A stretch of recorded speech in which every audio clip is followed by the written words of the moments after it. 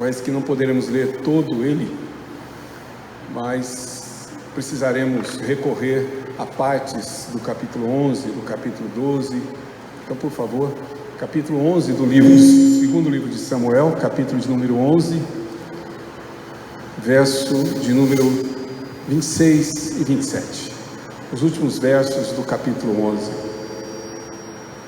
Ouvindo, pois, a mulher de Urias que seu marido era morto, ela o pranteou. Passado o luto, Davi mandou buscá-la e a trouxe para o palácio. Tornou-se ela sua mulher e lhe deu à luz um filho.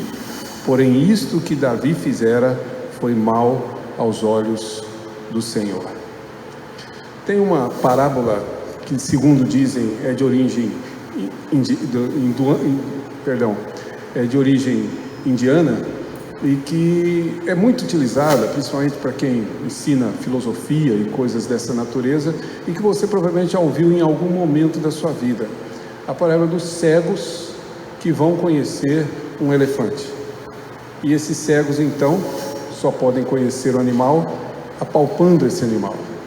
E por isso eles são levados, aí há várias versões da história, mas são levados a apalpar o animal. E depois que eles apalpam o animal para saber como é o elefante, uma vez que são cegos, eles travam uma discussão entre si para dizer como é o elefante, uma vez que nunca tinham visto o animal, apenas apalpado, né? Isso, melhor. E quando tentam descrever, o primeiro deles diz o seguinte, que o animal, na verdade, o elefante, ele havia palpado a tromba, diz, é como se fosse uma cobra grande, né? Larga e flexível. O outro falou, não, você está enganado, não é assim. Na verdade, o elefante é como uma lança, porque ele apalpou exatamente o marfim do elefante. O outro falou, você está enganado. O elefante é como uma árvore, porque ele havia abraçado as pernas do elefante. O outro disse, você também, todos vocês estão errados. O elefante, na realidade, é uma parede, porque ele havia apalpado a barriga do elefante. O outro falou, todo mundo enganado. O elefante parece um leque aberto, porque havia apalpado a orelha do elefante. E o último falou, vocês todos estão errados. Porque ele havia palpado o rabo do elefante, ele diz, é como uma corda fina. Essa parábola é contada para mostrar como nós temos sempre visões parciais da realidade. Elas são narradas assim. Como nós, na verdade, não temos a visão do todo. A nossa visão é sempre parcial. Essa é a razão porque precisamos sempre estudar as partes para compreender o todo. E é isso que vimos fazendo até aqui. Primeiro domingo, nós vimos como, na verdade, Deus providencia em nossa vida, a divina providência de Deus nos traz, ou traz sobre nós, não somente aquilo que nos agrada, como o sustento, a vida, a alegria, ou como Paulo discursou lá no Areópago, que nele existimos, dele ou nele nós respiramos, ou seja, tudo provém dele, como as boas coisas e aquilo que Deus nos dá e nos sustenta e nos mantém. Fato, isso para nós não é muito difícil de compreender, mas nós vimos no primeiro domingo que das mãos de Deus também vem a providência que não nos é agradável, aquela que nos fere e nos faz sofrer, aquela que muitas vezes nós não temos sequer explicação para ela. Foi o que aconteceu na vida de Jó. Por isso nós vimos como aquilo que pelo qual Jó passou é providência de Deus. Não é, na verdade, consequência do seu pecado, não é uma falta cometida por ele, mas fazia parte de um propósito de Deus que Jó, na realidade, não pôde compreender. Jó entendeu quão diminuto ele é diante da grandeza de Deus, mas o porquê, a razão não lhe é dada. Esse propósito fica um pouco mais claro quando nós lemos o texto de Ruth, já no domingo passado. E aí, nessa ocasião, nós vimos como Deus, em seu propósito, cumpre, através da sua providência, aquilo que é seu plano fazer.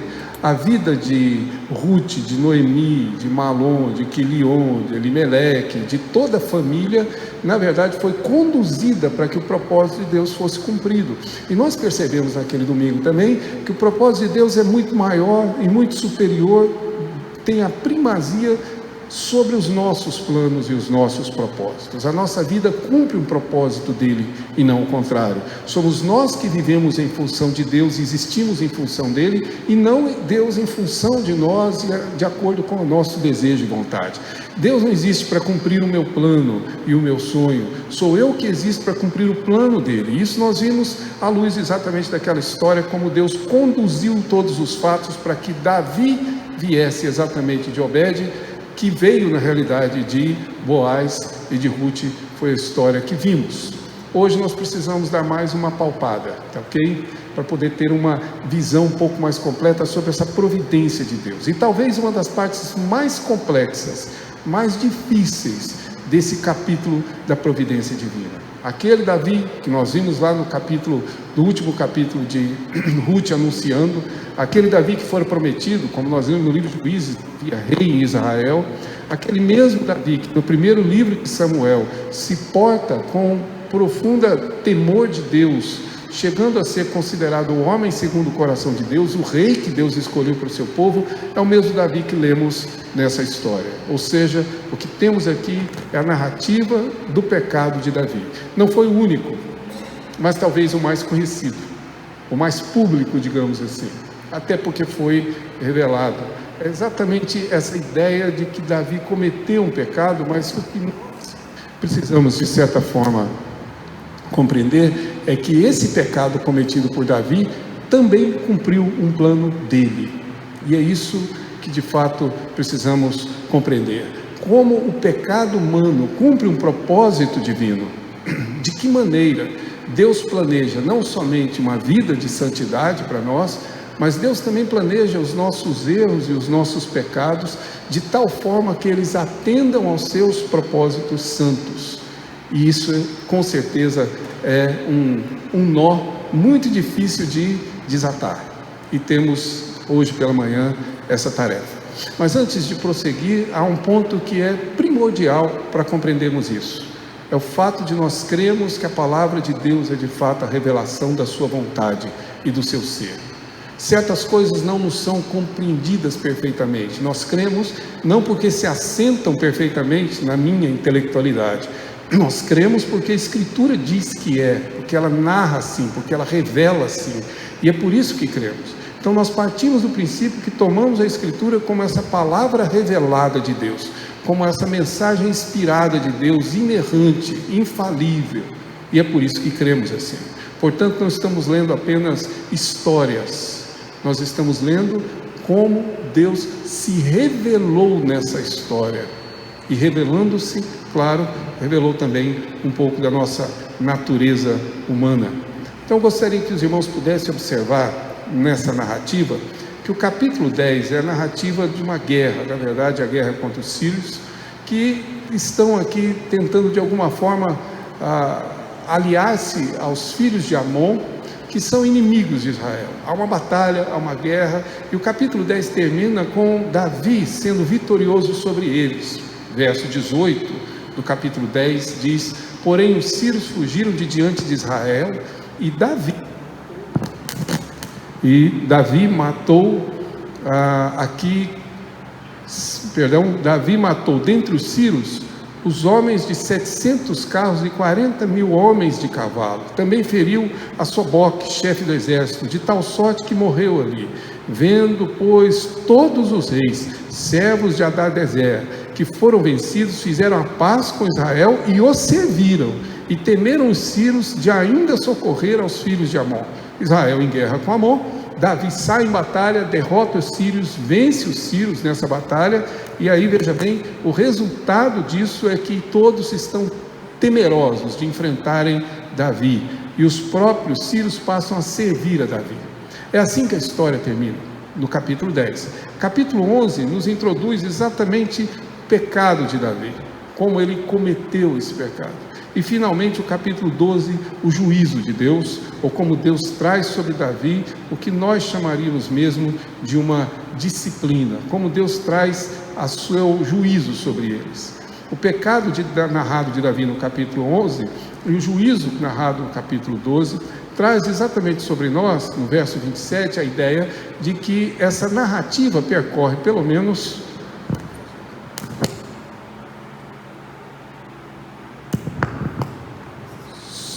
Ei, ok. Obrigado, Wesley. Então essa narrativa, melhorou bem. Essa narrativa, ela traz, na realidade, essa perspectiva, digamos, de que o prazo decorrido é o prazo de um ano. Se os irmãos notarem no verso 27, ele tomou Batseba e ela deu luz a um filho, aquele filho que havia sido concebido no adultério. Portanto, toda gravidez, tá? Claro, ninguém fica grávido 1 ano, 9 meses aqui, mas todo esse período de gravidez estava oculto. As palavras de Natã acontecem depois do nascimento da criança. Então, é exatamente essa condição, e aqui começa exatamente essa nossa perspectiva. Ninguém soube, ninguém percebeu todas as articulações que Davi fez. Ninguém percebeu as artimanhas elaboradas por Davi. Davi tomou para si a esposa de um homem, depois de ter se deitado com ela, depois de tê-la engravidado, e por mais que ele tentasse de alguma forma fazer com que essa criança fosse ocultada, porque o seu plano não era tomá-la por esposa, seu plano era que Urias se deitasse com ela e o filho fosse considerado filho de Urias e não dele. O que ele não contava é com a fidelidade do seu general, que não faz. E diante desta situação, ele expõe Urias à batalha, colocando no fronte, abandonado, sozinho para lutar contra valentes e morrer. Esse é o propósito. Urias foi o portador da carta a Joabe, que na verdade solicitava a sua própria morte. Essa é a ironia da história. E ele, na verdade, vem a falecer. Por isso o verso 26 diz que a sua esposa então o pranteou, ou cumpriu um processo de luto formal, porque não acredito que ela tivesse tanto sofrimento assim pela morte de Urias, e depois ele a tomou por esposa, e ela então deu à luz um filho, e provavelmente Davi pensava nessa ocasião que estava tudo resolvido.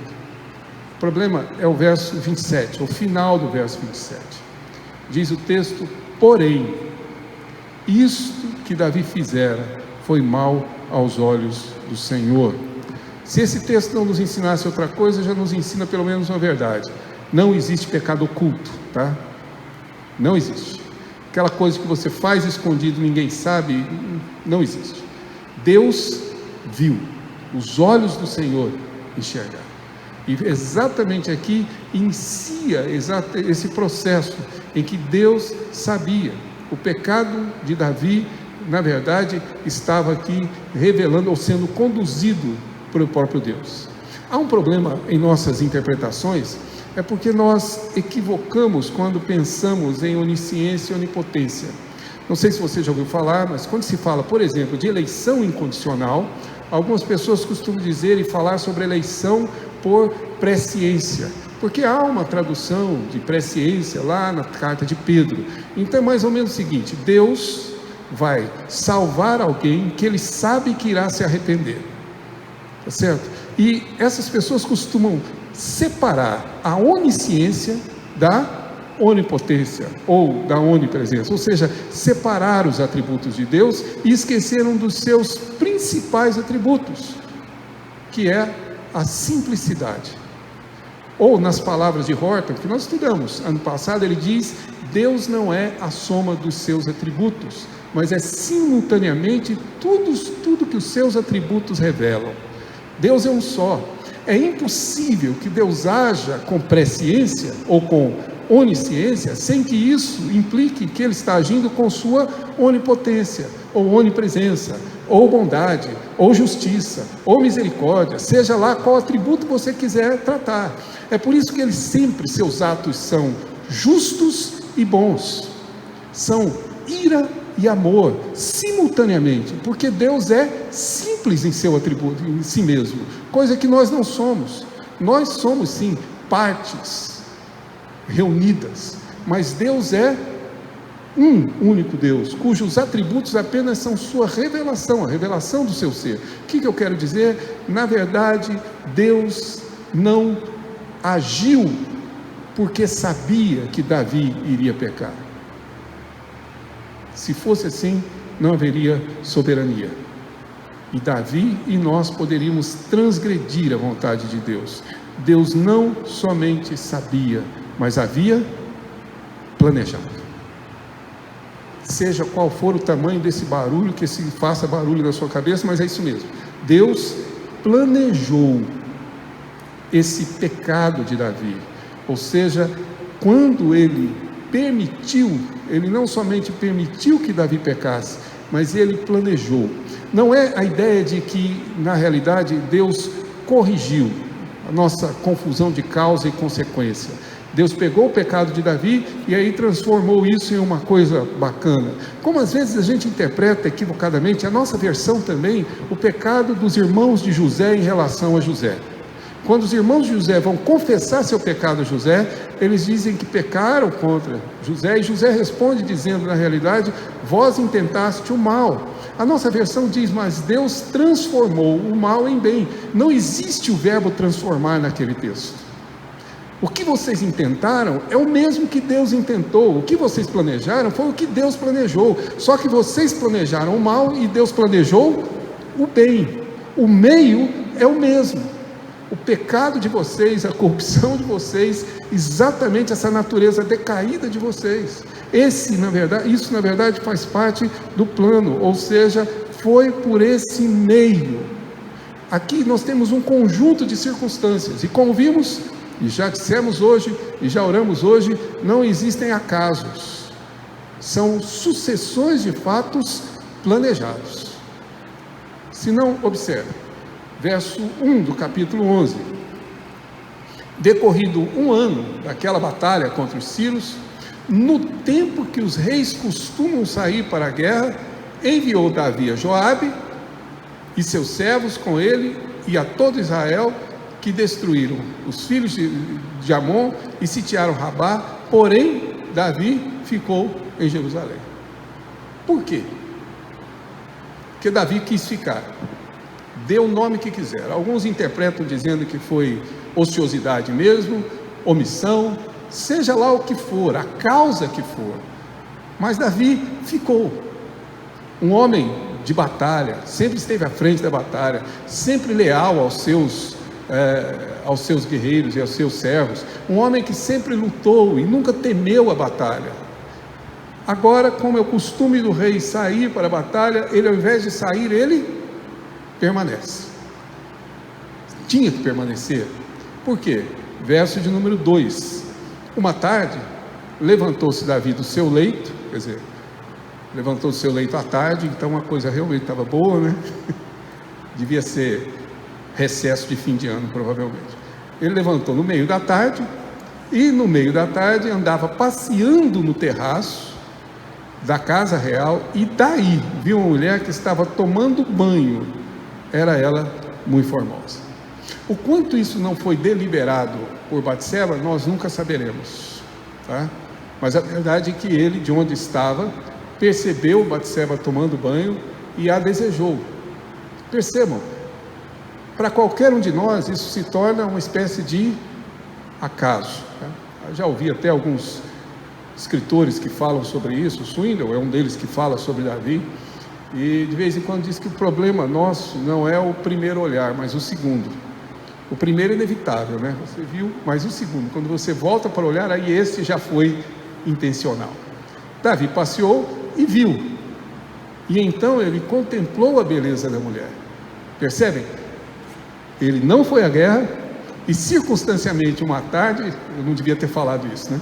E circunstancialmente numa tarde, ele na verdade, passeando no palácio, contemplou. Aparentemente simples, como se fosse uma coincidência. Verso de número 4. Então Davi enviou mensageiros que a trouxessem, ela veio e ele se deitou com ela. Tendo-se ela purificado da sua imundícia, voltou para sua casa. Davi cometeu então o adultério, diz o verso 4. Verso 14, verso 15, pela manhã Davi escreve uma carta a Joabe, ele mandou por mãos de Urias. Escreveu na carta dizendo: ponde Urias na frente da maior força de peleja e deixa-o sozinho para que seja ferido e morra.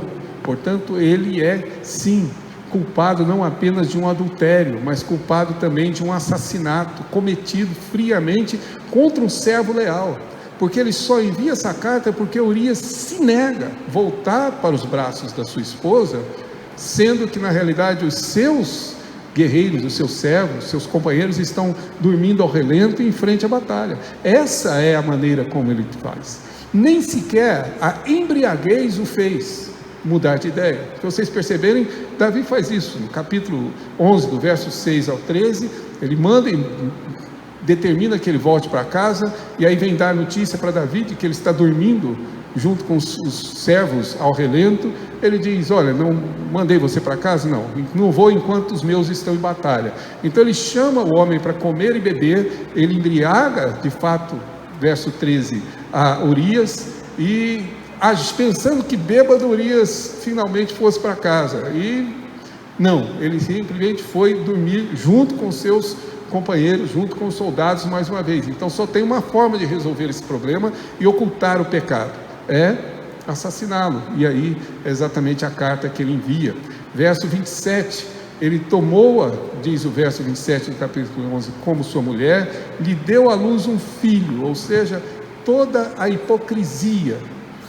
Portanto, não são simplesmente aqui circunstâncias e acasos e coincidências e a vontade de Davi. As circunstâncias foram construídas ou foram preparadas e foram permitidas para que cada um desses fatos pudessem ocorrer, e ele realmente comete esse pecado. Pecado porque na verdade o texto diz: foi mal perante o Senhor, aos olhos do Senhor, o que ele fez. Capítulo 12, por favor, verso de número 15, diz o texto que o Senhor feriu a criança que a mulher de Urias dera à luz a Davi, e a criança adoeceu gravemente e veio a óbito também. Ou seja, em resumo, Deus não consertou essa história, mas conduziu a história. Quase termina o capítulo 12, no verso de número 24, dizendo: então Davi veio a Batseba, consolou após a morte do seu filho, e se deitou com ela, e ela agora tem um segundo filho, a quem Davi deu o nome de Salomão. Veja bem, aqui existe toda uma estratégia de Deus, um plano de Deus, para trazer exatamente a Davi, a raiz de Davi, a Jesus, exatamente dessa linhagem. Davi teve muitas mulheres, quantas ele desejou ter, mas não foi de nenhuma delas que Deus trouxe exatamente o seu filho, ou seja, a Jesus Cristo. A descendência vem de Salomão. Mais uma vez, nós temos aqui essa ação de Deus que nós desconhecemos. Eu não sei, talvez seja exatamente para nos mostrar quão redentor Ele é, quão Ele na verdade resgata as nossas histórias e as nossas vidas. Não dá para imaginar, primeiro, que o nascimento de Salomão foi uma coincidência. Não dá para imaginar que Deus, na verdade, depois que Salomão nasceu, disse: não, tá bom, dos filhos de Davi, eu escolho Salomão. Não dá para imaginar que, na verdade, Deus sabia que Salomão seria rei, e por isso Deus, então, conduziu a história para que Salomão fosse esse rei. O que é razoável imaginarmos é que Deus constituiu uma história da redenção, no qual essas personagens são ascendentes para trazer a raiz de Davi, e Deus então naturalmente escolheu claramente aqui a Salomão, e conduziu a história para que Salomão viesse de fato de uma relação que começou com adultério, mas exatamente dessa relação que ele traz Jesus. É quase que um complemento, digamos assim, ao que nós lemos anteriormente, que isso aqui é o cumprimento do propósito de Deus, não tem muita dúvida, porque após narrar o nascimento de Salomão, no texto do capítulo 12, você vai do capítulo 13 do segundo livro de Samuel até o capítulo 3 de 1 Reis, quando Salomão assume o trono, numa longa história da descendência de Davi, e nenhum dos seus filhos se enquadra exatamente nessa, digamos, condição. Nenhum deles é de alguma forma aquele que Deus chamou. Você pode observar o capítulo 13, se você quiser olhar a nota explicativa, a narrativa do capítulo 13 já é de Aminon, filho de Davi, que cometeu incesto. Aí você vai passar por Absalão, que perseguiu seu pai, que se deitou com as suas concubinas, que tomou o trono de seu pai, e você vai até Adonias, filho de Davi, que tomou o governo de seu pai na velhice, usurpou esse poder e se autodeclarou rei. Nenhum deles, porque Deus havia na verdade separado para si Salomão. A sabedoria de Salomão não fez rei. O coração temeroso, ou seja, cheio de temor de Deus, não tornou Salomão rei. É exatamente o oposto. Ele recebeu sabedoria e temor de Deus para que pudesse ser o rei que Deus escolheu, porque procede de Deus. Ou seja, em tudo que nós estamos vendo ou lendo aqui, é Deus agindo e cumprindo o seu propósito. Isso fica muito mais claro quando você lê capítulo 1 de Mateus, e lá diz que na verdade Davi concebeu, e aí não usa o nome Batseba, daquela que fora mulher de Urias, para lembrarmos que dessa situação ele trouxe Salomão. Deus planejou. O pecado de Davi aqui não é apenas uma permissão de Deus, é na realidade o plano de Deus sendo realizado por meio do pecado. Concordo perfeitamente com vocês que devem estar pensando isso, quão difícil é compreender esse fato, mas é verdade. Deus claramente age e não somente usa o nosso pecado, mas nossos pecados são planejados por Ele, para cumprir o seu propósito e para o nosso bem.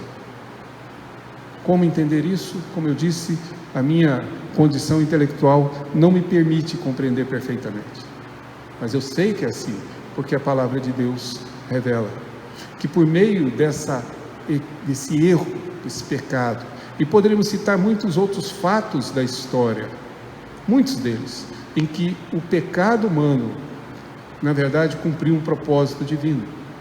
Por exemplo, Jacó enganando e mentindo para Isaac, dizendo que era Esaú, e recebendo a bênção da primogenitura, porque o direito ele já havia comprado, mas recebendo por meio de um engodo, de uma mentira, de uma falsidade.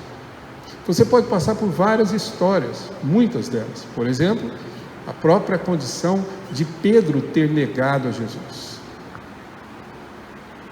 faz parte de um plano que Deus elaborou para o cumprimento do seu propósito. Essa é a grande realidade sobre nós e a soberana vontade de Deus sobre nós. Em outras palavras, não é possível negociar exatamente essa soberania. Então Deus providencia em nossas vidas nosso sustento, nossas alegrias. Deus providencia o nosso sofrimento, a nossa dor para cumprimento do seu propósito. E por mais estranho que soe aos nossos ouvidos, Deus providencia inclusive o pecado para cumprir seu propósito e seu plano. Alguns dos nossos pecados, se não fossem cometidos, não nos traria aqui. E a nossa história seria outra.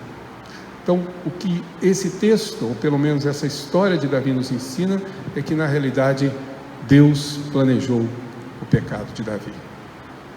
Mas embora tenha planejado, em momento algum, Davi foi inocente do seu pecado.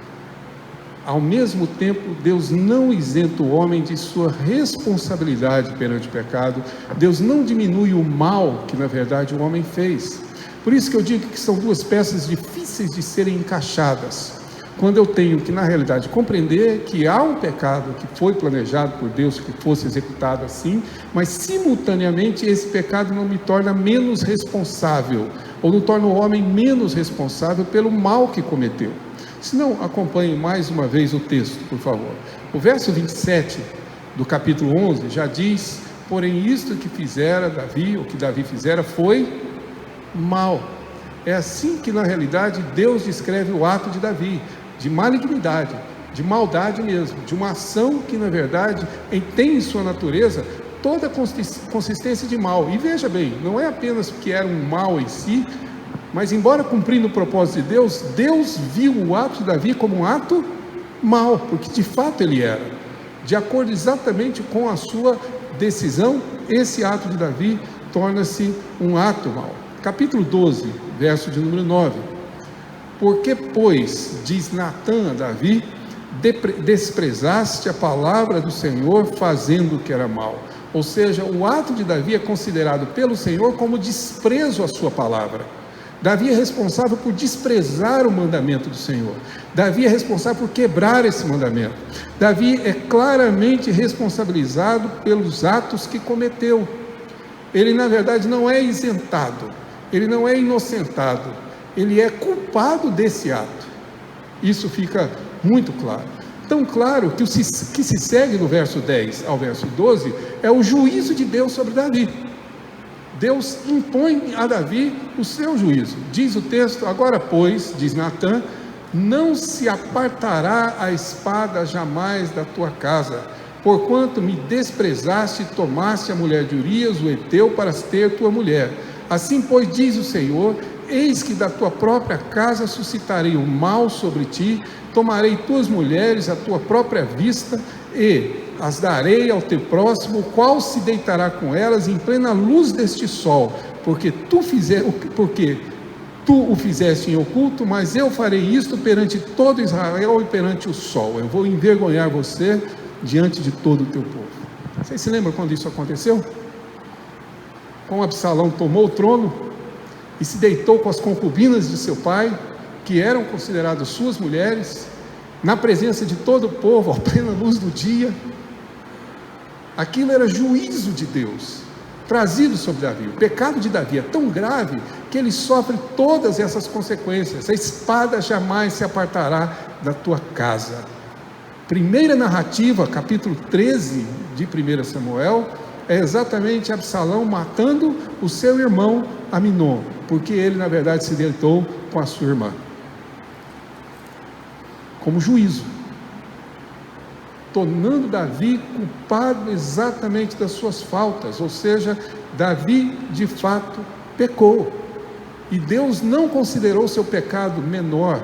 Deus não isentou. O fato de Deus ter um propósito com esse pecado não torna Davi isento de sua responsabilidade e isento de sua culpa.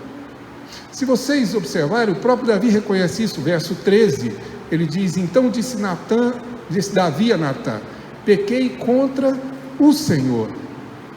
Isso aqui é repetido lá no Salmo 51, quando ele ora no verso 4, dizendo: pequei contra ti somente. O pecado é contra o Senhor. Eu fiz mal perante os olhos do Senhor, eu ofendi o Senhor, eu quebrei a palavra do Senhor, o mandamento do Senhor. Por isso Davi realmente confessa o seu pecado, conforme lemos aqui no verso 13. E veja bem, o verso número 15, aliás, ele sente essa culpa como culpa justa. Na sua oração, lá no Salmo 51, ele vai dizer que de sorte que serás justo, considerado justo em seu julgar.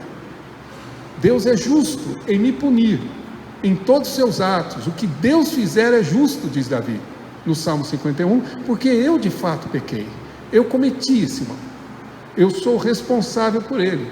Tanto que no verso 15, e o Senhor feriu a criança que a mulher de Urias dera à luz a Davi, e a criança adoeceu gravemente, e então Davi ora, jejua, pede ao Senhor, mas no final ela vem a falecer. Note aqui um detalhe importante: Deus não está punindo a criança no lugar de Davi. Concorda? Porque a morte nem sempre é punição. Esse é o nosso olhar. A gente acha que vida é graça, morte é uma maldição em nossa. Aliás, nós precisamos reconstruir a nossa teologia de bênção e maldição, tá? Sempre. Bênção não é o que me agrada. Bênção é aquilo que procede das mãos de Deus, não importa o que seja. Maldição não é aquilo que me desagrada. Maldição é aquilo que não vem das mãos de Deus. Ou seja, se a enfermidade que eu tenho veio das mãos de Deus, eu só posso considerá-la bênção.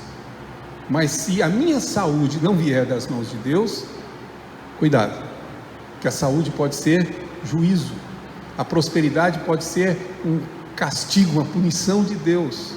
Nós é que lemos dessa forma. Por isso, a morte nem sempre é uma punição, principalmente para aqueles que creem, principalmente para a convicção que Davi tem aqui. E se Davi fala inspirado por Deus, a certeza que temos que essa criança veio, Deus lhe tirou a vida, mas lhe concedeu a vida eterna. Portanto, não é para essa criança a punição é para quem fica, para Davi, para Batseba, que cometeram o pecado e agora estão expostos a essa vergonha e vendo, na verdade, o sofrimento de ver partir o seu filho. Essa é a punição, é para Davi e para Batseba, e não para a criança. Davi reconhece o seu pecado, clama ao Senhor e manifesta sua confiança ao Senhor. Verso 20: então Davi se levantou da terra, lavou-se, ungiu-se, mudou as vestes, entrou na casa do Senhor e adorou o Senhor. Ao invés de um coração ressentido, ao invés de um coração magoado, Davi faz exatamente o oposto que todos os seus servos imaginavam. Enquanto a criança estava viva, Davi se lamentou e agiu como se estivesse de fato em luto, mas ele clamava ao Senhor pela vida do filho. O filho faleceu, ele na verdade vence o luto, veste uma roupa, vai se alimentar, deixa de jejuar, e todos eles ficam perguntando: mas por que enquanto a criança estava viva o Senhor agiu assim, e agora que seria o momento de lamentar, de jogar poeira sobre a cabeça, de vestir panos de saco?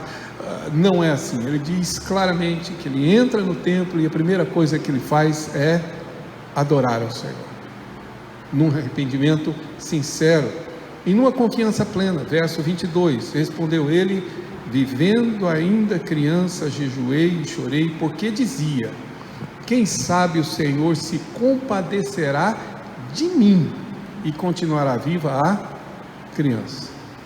Eu não sei se os irmãos percebem o texto, mas Davi não diz: quem sabe o Senhor se compadeça da criança, está certo? Quem sabe o Senhor se compadeça de mim, por duas razões. Quem está sofrendo a punição é Davi, não a criança. E por outra razão clara, quando ele diz assim: quem cometeu o pecado, quem é responsável por isso sou eu sou responsável por isso, fui eu quem cometi essa falta. Não sei se os irmãos já se sentiram assim, mas quando você é o responsável por alguma situação grave. Eu viajava para participar do sepultamento do meu avô, e o sepultamento ocorreria em Cuiabá. Nós saímos de Goiânia, no meu carro, eu, meu irmão, que é pastor também, Jocíder, e dois irmãos mais velhos, Joder e a minha irmã Nélia, no banco de trás. E viajamos, saímos no final da tarde e vamos embora, pega estrada. Já ali por volta das 8 horas da manhã, próximo de Campo Verde, uma cidade que fica ali em Mato Grosso, para frente, um pouco antes de Primavera do Leste, onde eu tive algum tempo atrás, o carro bateu em um buraco, numa área de aterro, e nós saímos da pista. Na verdade, nós voamos, tá? O carro bateu de frente, girou no ar, bateu de fundo, girou no ar e caiu em pé. Ninguém teve ferimento grave, mas saímos de lá todos completamente tomados pelo acidente. Um dos meus irmãos perdeu a memória recente no ato, teve um desmaio e depois ele não se lembrava. Ele ficava perguntando para mim toda vez: escuta, onde é que a gente está indo? Onde é que nós estamos? Você respondia, 5 minutos depois ele perguntava a mesma coisa de novo para mim. O outro entrou em prantos e eu fui perguntar se ele estava sentindo dor, alguma coisa, e ele deitado na maca dizia: não, é que eu estou lembrando dos meus filhos. E a minha irmã também sendo tratada porque teve queimadura por causa do cinto. Eu era o motorista, eu me senti responsável por todos aqueles atos.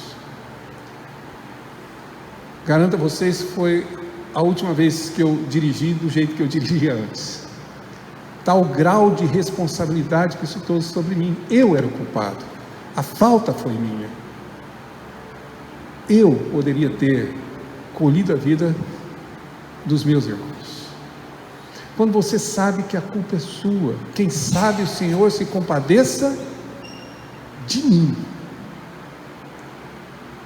e deixa a criança viva, porque ele confia na compaixão do Senhor. Verso 24, então Davi veio a Batseba, consolou-a, verso 23, porém agora é morta a criança, porque jejuarei eu, poderei eu fazê-la voltar? Eu irei a ela, porém ela não voltará para mim. Essa é a fé. Fé de que Deus não puniu a criança por minha causa, mas fé claramente que Deus me puniu pela minha falta. Então eu tenho confiança de que irei a ela, eu a verei novamente.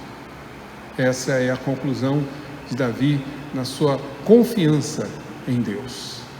Eu quero que os irmãos percebam que nenhuma das consequências que Deus determinou ocorreriam pelo pecado de Davi foi tirado da vida de Davi. Que havia um propósito de Deus, não há dúvida. E que havia, na realidade, uma responsabilidade humana, não há dúvida. Não tem jeito. Você vai ter que apalpar a tromba e o rabo, porque essa é a verdade.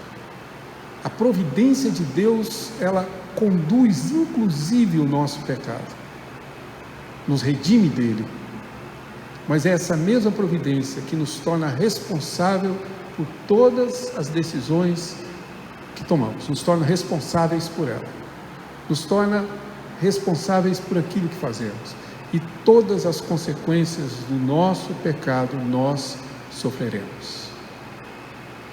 O que isso significa? Significa, entre outras coisas, em primeiro lugar, toda a história humana está nas mãos de Deus. Deus conduz essa história soberanamente. Deus cumpre providencialmente tudo o que é necessário, em primeiro lugar, para cumprir o seu propósito, que muitas vezes desconhecemos, mas que a palavra revelada dele, às vezes nos permite compreender. Em nossa vida, nós vamos sempre deduzir, nós vamos sempre concluir com incerteza, porque nossa vida não tem mais palavra inspirada. Palavra inspirada é só escritura. Mas no caso de Davi, Deus revelou o seu propósito, está claro aí no verso número 24, quando diz que nasceu, Davi deu o nome de Salomão, cuja raiz está ligada à ideia de shalom, de paz. Talvez Davi aqui querendo usar o nome de Salomão como indicativo nessa ocasião de que a paz de Deus haveria de reinar sobre eles, não sabemos, mas e o Senhor, diz o texto, o amou a Salomão. Verso 25, Davi entregou nas mãos de Natã, e Natã, tomando dos braços, lhe chamou de Gedidias, que significa amado do Senhor, ou por amor do Senhor. Este é aquele a quem Deus ama, a quem Deus escolhe, propósito de Deus.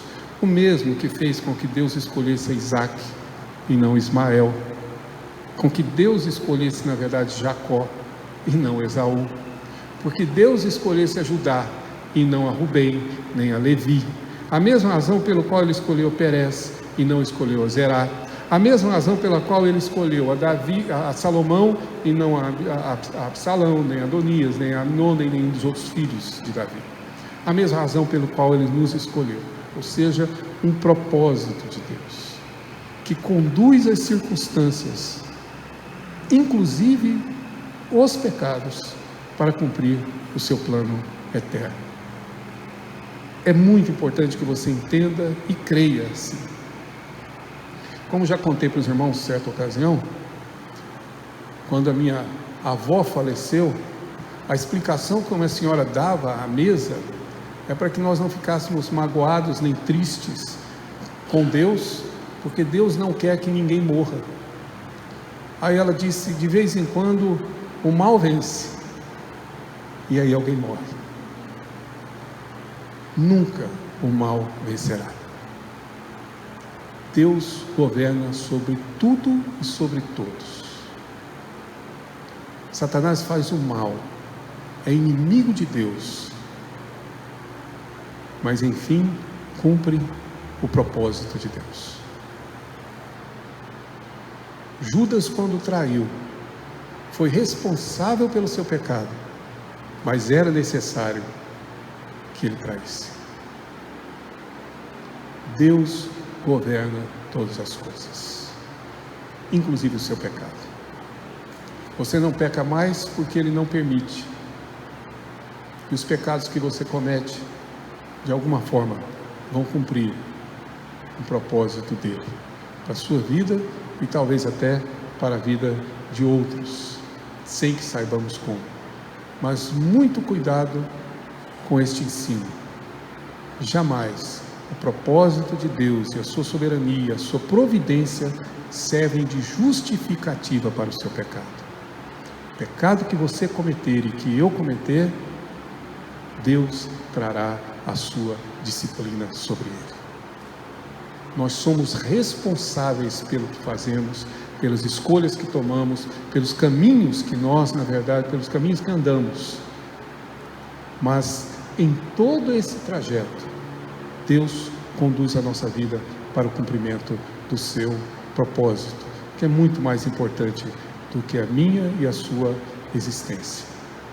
Essa é a grande dificuldade nossa em lidar com uma soberania que nos escapa. Deus não conserta histórias, Deus conduz história. Deus não arruma o que estragamos.